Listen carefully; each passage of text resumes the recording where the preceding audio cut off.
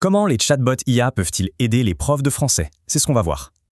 Alors, la question qu'on se pose tous, pourquoi utiliser un chatbot en cours de français? En fait, les avantages sont clairs, on gagne du temps et ça booste la créativité. C'est un point clé. L'IA est un assistant, pas un remplaçant pour le prof. Pour créer du contenu de cours, l'outil le plus polyvalent, bien sûr, c'est GPT. Et avec lui, on peut vraiment tout faire. Dialogue, exo de grammaire, jeu de rôle.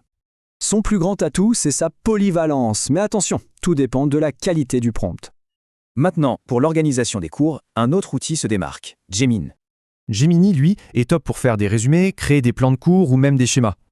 Le compromis est donc clair. Super pour organiser, mais un peu moins pointu sur la didactique du flait. Dans le même esprit, il y a Microsoft Copilot pour ceux qui travaillent surtout avec la suite Office. Parfait pour les supports, mais pas vraiment pour la créativité linguistique, soyons clairs.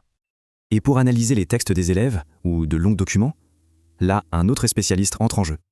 Claude est vraiment fort pour ça. Il analyse les copies et propose des corrections détalées.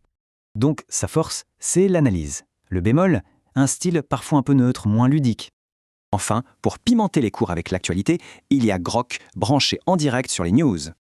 Génial pour lancer un débat sur l'actu. Par contre, pour la grammaire, sa fiabilité est plus discutable.